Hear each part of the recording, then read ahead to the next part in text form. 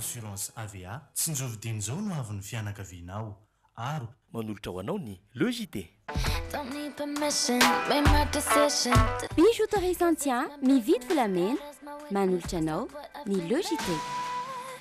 Anti-tache tsara be no ampiasaiko manazava ny endriko sady manala tasy. Tsara be manolotra ho anao ny Logité. Yoka ny fahombiazana miaraka amin'ny Castel. Castel manolotra ho anao ny Logité. Efa azonao tsy vaina amin'ny endriny 10 centilitatra. C'est un vrai délice. Avec Bonobon, Logité rempli d'émotions. C'est mou. si doux. Mogul, c'est trop bon avec Logité. Tiara, ny tsirony voankazo manolotra anao ny Logité. La saveur ultime des fruits. Profitez de l'ouverture de notre magasin et gagnez une remise de 10% sur les menuiseries en aluminium. VTI, prêt à vous servir. manolotra ho anao ny Logité. Immédiat, l'école des métiers de l'audiovisuel et de la technologie nouvelle à Madagascar. Formation professionnelle, une formation supérieure destinée aux bacheliers. Vous présente Ankafiziny ny Logité miaraka amin'ny fromage la vache qui rit. Sady matsiro no mampazoto homana. Ho fafinaretan'ny ankohonanao. Telma, safidiko numéro 1 malagasy manolotra ho anao.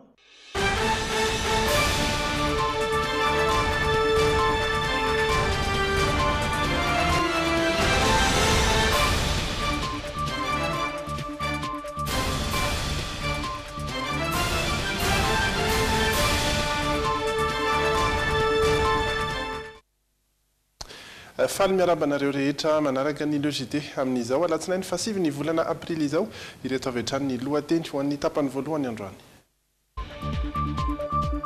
Nanomboka androany maraina teny amin'ny lapam-panjakana Mazoarivo ny fivoriana mikasika ny fandriam-pahalemana eto Madagasikara, fotoana izay nanehoan'ny Praiministra hevitra momba ilay voalaza fa vahaverezina lela vola 20 miliara ariary.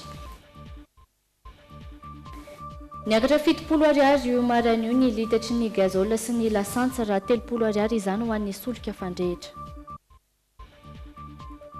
Vola sandoka ray alina ariary vaovao misy 7 sy valonjato no trateky ny mpitandro ny filaminana tany Moramanga. Any ivelany meloa ny fanjakana Amerikana tanteraka ny fampiasana fitaovam-piadiana misy entona simika ao Syria. Ankafaliana indray tompoko lasy tompoko vavy no hitsidena ny tokantranonao amin'izao alina izao ary anasananao mpanajana anaraka ny Logité hatramin'ny farany. Izay ny lohateny ho an'ny tapany voalohany ao anatin'ny tapany faharoa kosa androany dia iaraka amin'ny Francis Turbo isika iresaka ihany koa ny fanatanjahantena ny vaovao hafakely ny hoy anao ary misy ihany koa ny SOS ho an'ity androany ity ny tapany voalohany ary vatomboka Sirina Andria Malala amin'ireo vaovao lehibe.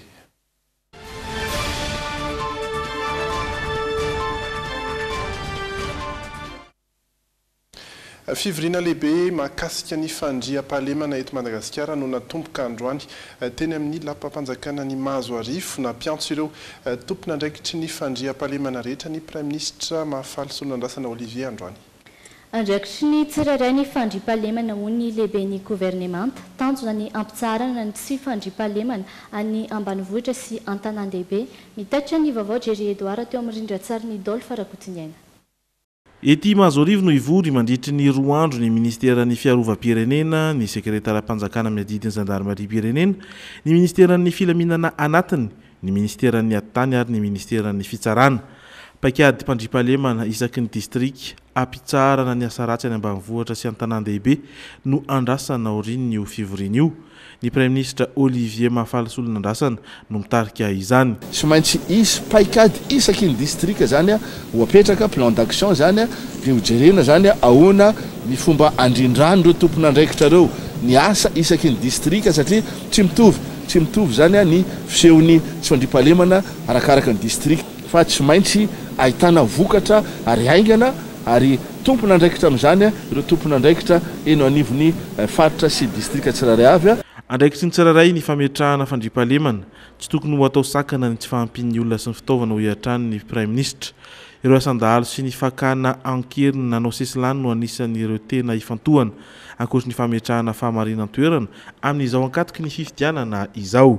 Mananatra foana mba hitodiana misimisy kokoa amin'izay zavatra mampitambatra, amin'izay zavatra mampiorina, ny resaka fandriampahalemana indrindrandrindra fampandrosoana fa tsy hiditra amin'izay zavatra manakorontana ny saim-bahoaka ny zavatra ohatrandrena fa aoka mba hitodika amin'izay zavatra mba hoe mampiorina sy ny fanorenana indrindrandrindra fitodiana amin'izay resaka fitadiavana fitoniana maharitra eto Madagasikara zay zany ny tanjona. Tsy ahivina fa efa nitsangana teo nivon'ny gouvernemanta ny komisiona ho an'ny fandriampahalemana napetraka manerana ireo faritra mena ireo vondro tafika iraisam-piadiana toy ihany koa ny fanohizana ny rindra safatsiroa ho an'ny sehatry ny fandriampahalemana na ny RSS santionany tamin'ireo dingana izay natao hametrahana fandriampahalemana teto amin'ny firenena. Fananeo hevitra mikasika ny fanambarana gazety sy tambazotra sosialy makasika ilay voalaza fa fahaverezana lela vola 12 miliara ariary ihany koa ny prime ministre androany. Nodisony ny vaovao izay navoaka nambarany fa anisan'ny tetika nakorontanina saim-bahoaka hatrany no ataon'ireo andian'olona mpanaratsy ny fitondrana. Araha itsika tahaka izao ny fanampanazavana etin'ny prime ministre. Aoka tsy ho fahanana lainga ny vahoaka. Zany 12 miliara ariary zany zavatra mbola tsy nikirakirainy tanako zany ary zany ngamba mamanana etrehitra ihany zany amin'ny makristianina fa ao amin'ny ohabolana toko fatelopolo andiny fahavalo sy fahasivy zao ny voalaza zao zany hoe aza atao mahantra ndreo zany lasa mandrobo fa aza atao manan-karina loatra koa sao dia nadino anao izy izy Andriamanitra zay ny anahy zany manana principe de vie ny olona tsiraray avy fa aza simbana amin'izany fa ny tiako tenenina fotsiny hoe tsy ao anatin'izany resaka lainga tsara lahatra zay anambetrahana déstabilisation zany nitondrana ataoko hoe fampandrosoana eto Madagasikara fa ao anatin'ny famerenana foana izay firaisan-kina-pirenena zay fijerena tombotsoa ambony firenena aoka zay ny fandrosorapotaka aoka zay ny fanilezana lainga tsara lahatra zay tsy mitondra mankaiza fa aoka amin'izay mba hatambatra ny era ninona ny mety tsy fitovi-kevitra amin'ny resaka politika mitanjona dia fampandrosoana Madagasikara zay. Fa eo amin'ny lafiny sosialy indray kosa tsy anana olana amin'ny lafiny herinaratra intsony manomboka izao ny mponina amin'ny commune Andiolava faritra Orombe. Efa tafapetraka ny toerana ireo fitaovana azoana herinaratra avy amin'ny herin'ny masoandro maherin'ny 10 nitokana izany tany toerana ny filoham-pirenena Hery Rajaonarimampianina izay nilaza fa ivon'ny fampandrosoana ny commune Andiolava vokatra izay fahazoana jiro izay nitaitra ny vaovao miaro sorojo ravaka sy kasambola manana. Iray amin'ireo commune 7 ato anatin'ny faritra Orombe Andiolava manana velarantany 520 kilometatra toradroa malaza amin'ny fambolena vary sy voanjo ary ny fiompiana omby.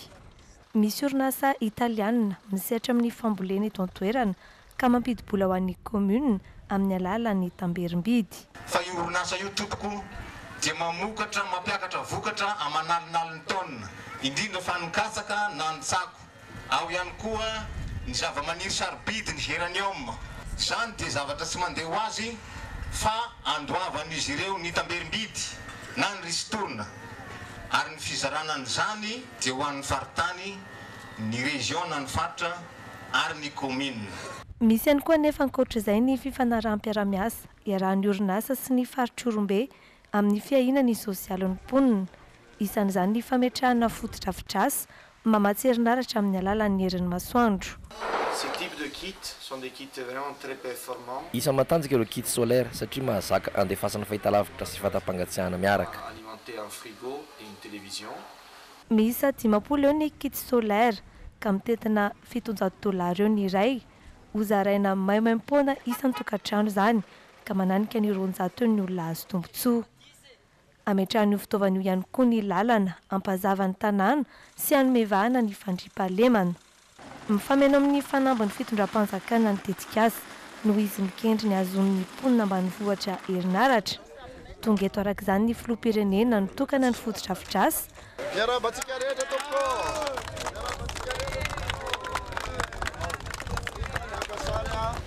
No amafisiny fa tsy tany lavitra andrina ny commune Andiolava ary ivon'ny fampandrosoana amin'izao fametrahana jiro izao.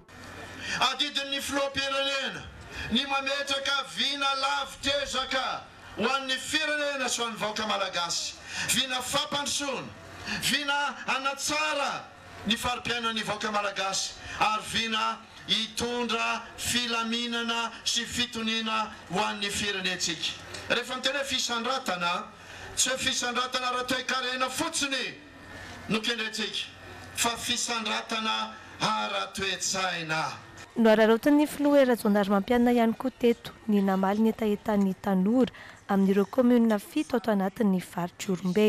Ka izao satria efa misy ny jiro eto aminareo nangataka ianareo teo hoe le mondial président zay tanora mbajereo a dia za dia te ilaza aminareo zany androany a fa dia omena televisionna 7 miaraka amin'ny andrasikely aloha andrasikely aza mbola niteka raha tsy afatapitra ny teniko televisionna 7 zany hoe raha isaky ny commune tonga dia azonareo saritsara tare hijerevanareo mondial aty aminareo top klasy tompafy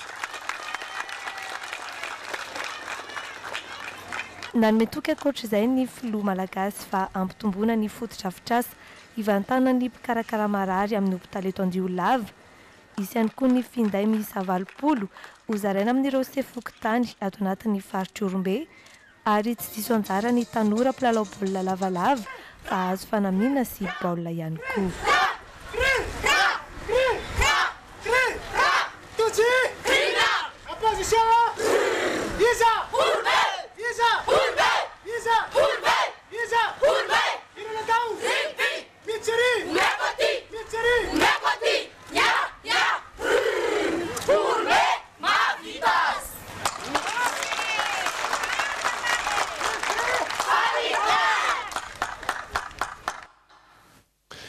Ny fiakaran'ny viditsolika ny makasika ny sehatry ny fampianarana ary ny fahatratrarana vola santoka anisan'ny vaovao miandratsika aoriany reto dokam-barotra reto.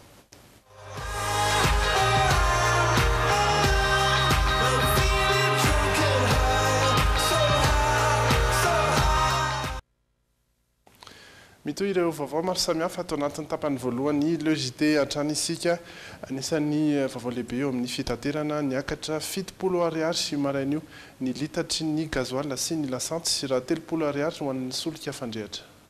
Hotohizana araka izany ny fanampiana ireo mpitatitra manoloana io fisondrotana io mba hitsinjovana azy ireo Pierdina Razafindramanana sy Zora Andriatsalama no mitatra ny andindinin'izay amintsika manaraka eto.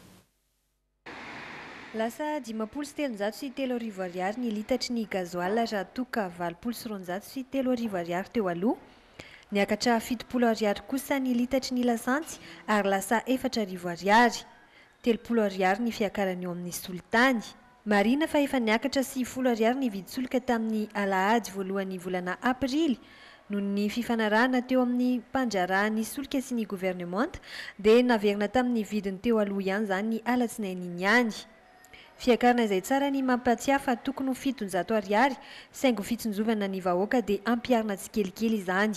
Ka tsy ho ampiarina amin'ny vahoaka malagasy manontolo akory zany 700 ariary zany fa ny apahany zany ihany no ekena azo ampakarina fa na dia zany koa aza tsy ho ampiakarina indray maka ilay izy fa alefa tsikelikely tahaka izay efa nataontsika tany aloha tany dia raha le 70 ariary ny fisondrotana tamin'ny nietreretina tamin'ny alahady ray avril izay fa tanatin'ny fanarana tany aloha dia no izay fanarana vaovao zay zany dia 70 ariary no niekeny ny fanjakana malagasy ho fampiakarana amin'ity volana avril ity raha ny eo amin'ny lasantsy sy ny gazoil zany.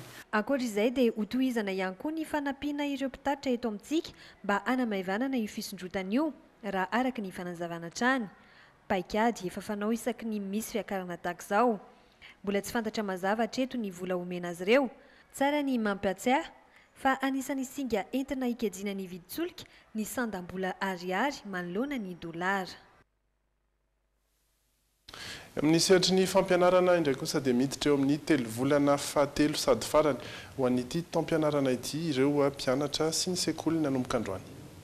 raha nambaran'ireo mpanabe dia efa ny 70 ny fandaharam-pianarana no vita hatreto amin'ny ankapobeny tsy hisy intsony ny fialan-tsasatra raha tsy amin'ny volana aogositra amin'ny fialan-tsasatra lehibe araka ity angom-baovao nataony Sonia Andrenirina sy Stéphane Rakotomalala amintsika ity.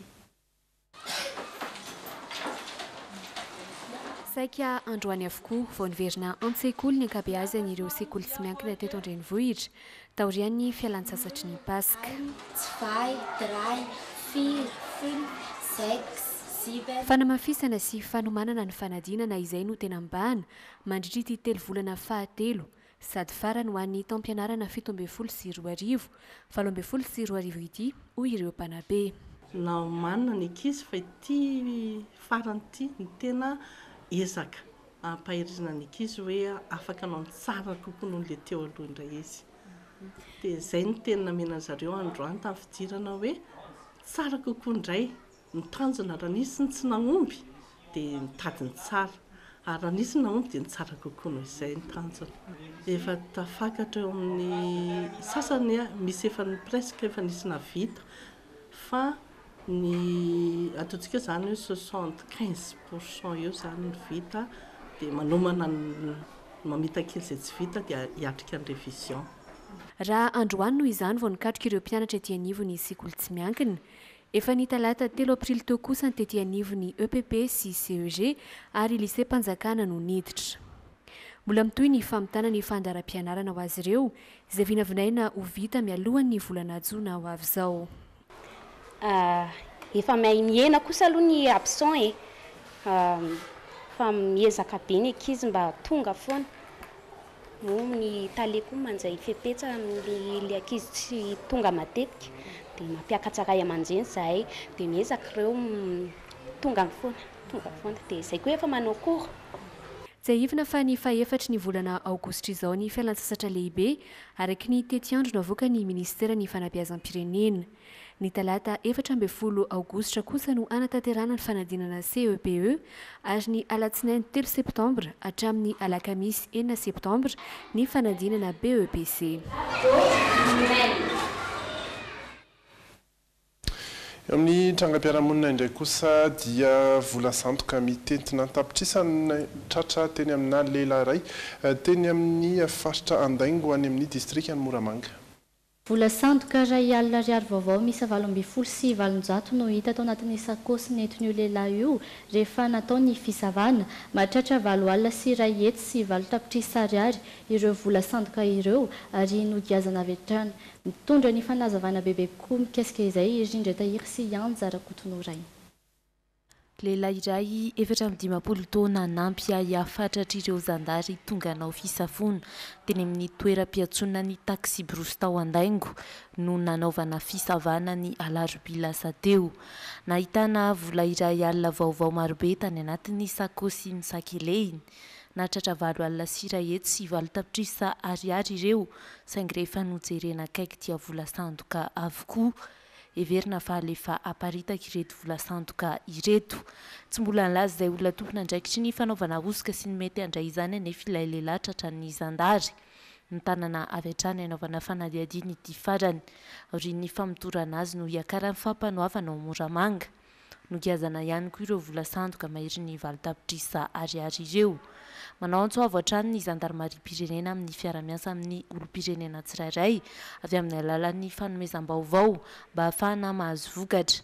Mifanindran-dalana amin'izay ihany koa anefa ny ezaka sy fikarohana tsy ankijanona ataon'izy ireo amin'ny toerana rehetra andalovana sy hiasany mba hampisy fandriampahalemana hatrany sy ampihenana ihany koa ny asa ratsy. Fa toy n'ilay trangana vovon-javatra izay nanepotra ny mpianatra teny amin'ny lycée Anarivonimamy dia efa niverina nianatra androany ireo mpianatra. Hatreto tsy mbola fantatra ny mikasika ilay vovon-javatra nanepotra sy ny fiaviany na izany aza nefa efa misy olona ahihina. Raha ny nambarany lehibe ny Sisko avy amin'ny Anarivonimamy androany tamin'ny alalan'ny Antsoatarvy. Sonia Andrenirina sy Stéphane Rakotomalala. Nalefa eny anivo ny laboratoire etsy amin'ny Université n'Antananarivo ny fanadihadiana ilay vovoka fotsifotsy nanempotra ireo mpianatra misa 420 tao amin'ny lycée Anarivonimamy farany teo. Adreto noho izany tsy mbola voafaritra mazava hoe inona marina ary avy aiza no ny aviany ity vovon-javatra ity.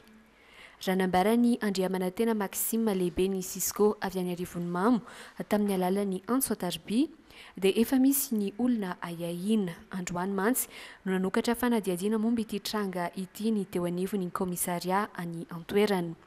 Fantatra ankoatra izay fa efa nivoaka ny hôpitaly Malalahady ilay mpianatra iray ary efa salama tsara. Efa niverina nianatra androany avokoa ireo mpianatra teo anivon'ny lycée Anarivony Mamo. Nafindra efitrano hafa vonjomaika kosa aloha ireo mpianatra atao amin'ny klasy TA2 mandra-piandry ny valin'ilay fanadiadiana ataon'ireo tompon'andraikitra momba ilay vovoka fotsifotsy. Lafim-baovao hafa indray kosa maro amin'ireo raharam-pitsarana no azo soroana mialoha amin'ny alalan'ny fanatonana an'ireo notera.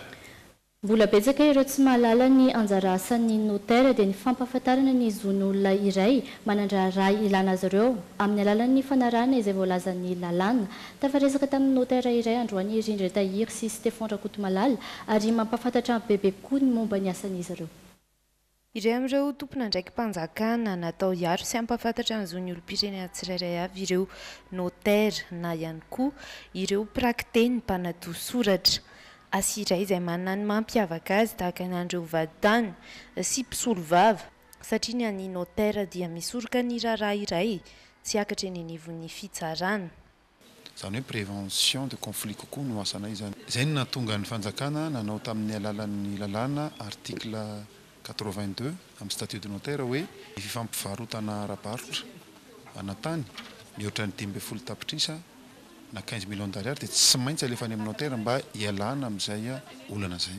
Dia misy karazana taratasy maromaro koa zany eo fifanarana maromaro tsy maintsy atao any amin'ny notera mba hiarovana an'izay ady zay. Marobe ireo raharaha mety ilana ny notera isan'ny tena hakan'ny olona azy ireo nefa ny raharaha-mpandovana izay mandrakitra ny 700 ny asan'izy ireo. Ihany koa ny fifampivarotana ny taratasy fanarahana isan-karazany ilana fireketana ara-dalàna mba ahafahana mankatoa sy manaja izany. Tafiditra ao anatin'ny asan'ny notera ny fampahafantarana ny zon'ireo voakasiky ny raharaha iray. Anankiray manantona notera dia raha hividy tany izy zao dia mahazo mandrivony vato izy avy eo satria fantany. Raha toy izy ka te hanorona an'ilay tany notera tsy hanao an'ilay fampivarotana mihitsy raha tsy efa mahafantatra hoe azo andriana io tany io ohatra. Ary zay aza no mazana mampalaina ny olona mankany amin'ny notera satria misy atota taratasy tokony mbola alaina ampahafantarana azy an'izay isoan'izay. Mbola vitsy anefatra amin'izao ireo mahafantatra ireo tena mazava-dehibe ny tokony hakana notera raha misy ilana izany. Mbola vitsy raha teo izy ireo no manao ity asa ity eto amintsika.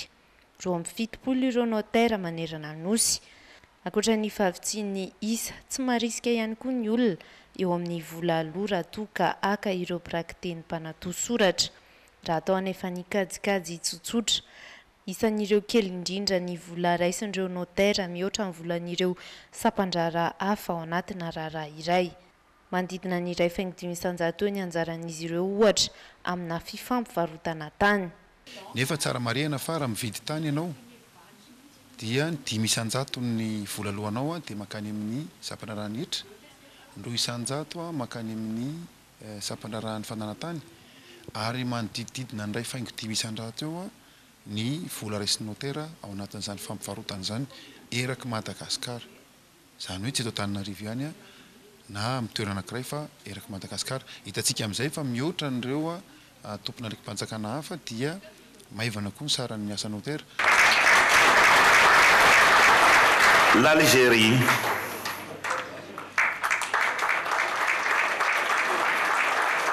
Herinandro ity dia mandray ny fianakaviam-ben'ireo notera eto Afrika Madagasikara. Andian'ny 17 zao tanterahana eto amintsika izao. Fotoana andinihana aloha hevitra lehibe iray manodidina ny asan'ireo prakteny mpanadio soratra ny hetsika afinao isan-taona. Manodidina ny zo sy ny asan'ireo notera manoloana ny fanatotoloana no hodinin'izy ireo amin'ny ity taona ity. Izay ny eto an-toerana andeha kely hijery ny vaovao avy any ivelany sika mahakasika ny ady ao Siria.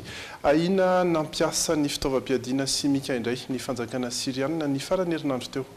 melohy ny fanjakana amerikanina tanteraka ny fampiasana fitaovam-piadiana misy entona simika ao Syrie etsekilany ahiny Syrie fa ny amerikanina ny tompo-kevitra tamin'ny daroka bomba atao amin'ny toby miaramila siriana.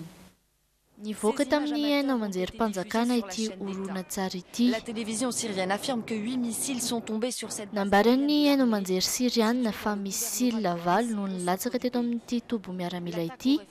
Toerana izay hita eto Tias, vokany olona maro no namony aina sy naratra tamin'izany.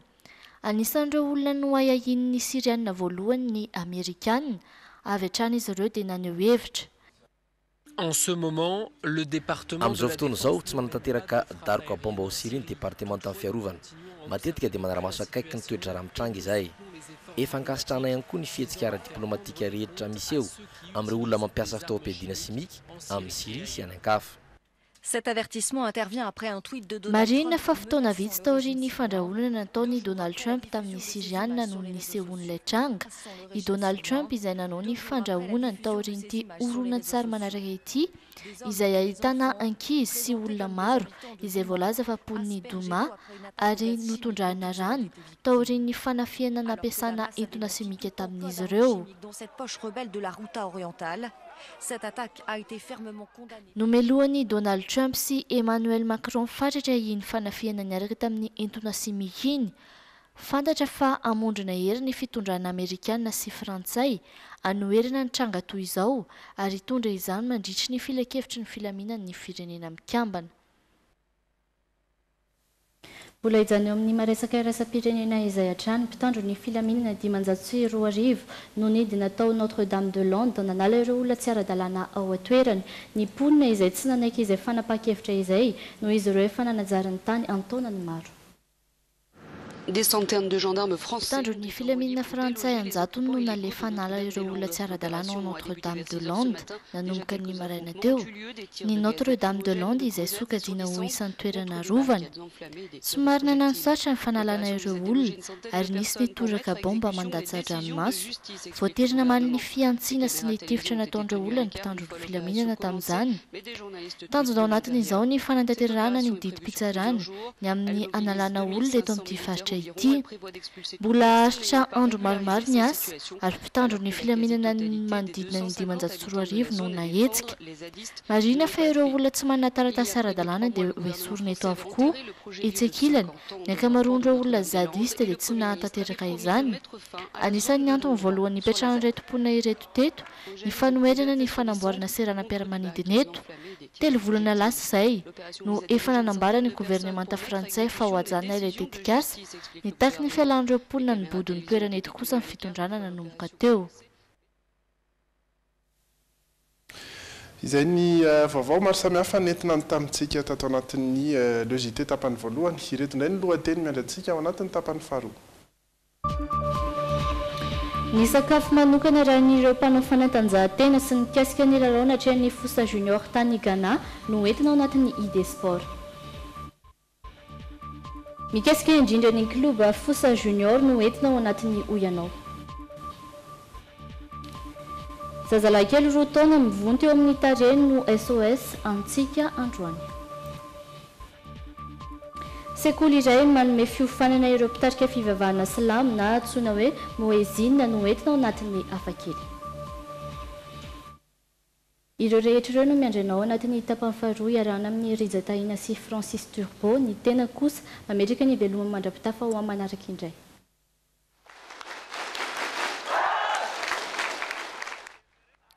Taoriana Tsiromanidy dia tao Antsirabe indray no ny famitona ny mpanao kung fu tao vakina karatra ny sabotsy lasa teo ka solitena mahery ny 5,000 isa no nanao azakazaka rotobe manjizina ny tanàna izay notariny grand maître Avoko sy ny fédération malagasy kung fu isa.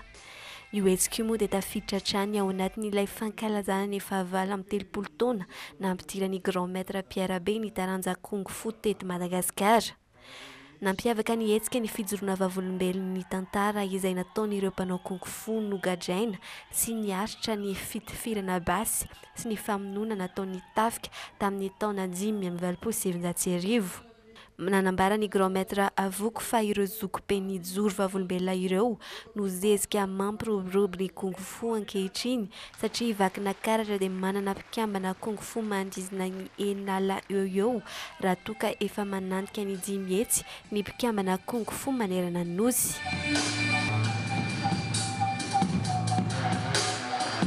Ny président era Jonal Mapianina Samrer no président république nanaiky sy ny reconnaître ny kung fu teto ty Madagasikara.